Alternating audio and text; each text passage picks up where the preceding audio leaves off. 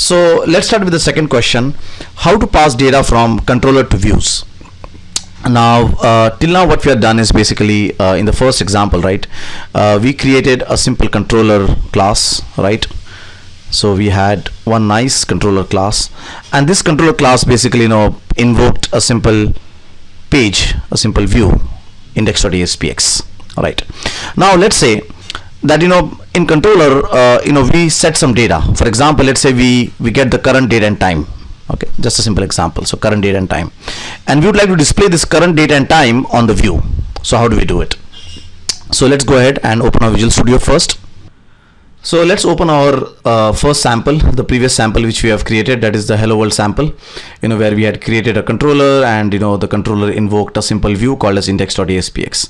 Now what we'll do is, let's go to the hello world controller class, and in this hello world controller we'll pick up the current date and time, and this date and time we would like to display on the index.aspx page. Okay, so now in order to pass data from controller to the view, or possibly from the view to the model, there is something called as view data, which is there in the MVC framework, okay, of ASP.NET.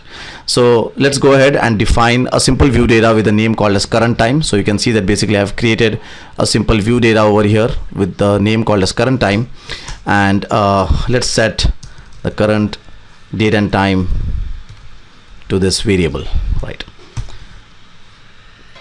Now the next task is basically to display the view data, that is current time, which we had set in the hello controller class, on the ASPX page or on the view. So let's say, so let's display it. So the current date and time is, now whatever we want to display, right, means whatever variables like view data or any other variable which we want to display on the view, we have to use a %= tag. So you can see that I've defined a %= tag as a start, and then the % tag as the end. And in between of this, I would like to go and say that please go and display this variable, that is view data current time. So let's put a debug point here in the controller, and let's hit F5. And yes, I want to debug. Yes. So once we run the application, you can see that there is an error popped up here, and this error is but obvious. Why? Because we have yet not invoked the action. So until we don't invoke the action hello world, it will not go and invoke this index function, and it will not go and invoke the index.aspx page. So let's go ahead and type here hello world, and let's say enter. Now the time I do that, you can see that basically it has come to my debug point here, that is in the index function.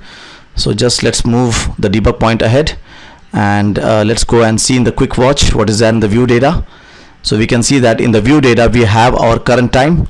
Let's do a F11. Now the time we do a F11, it comes to the view. So our debug point has now come on the view.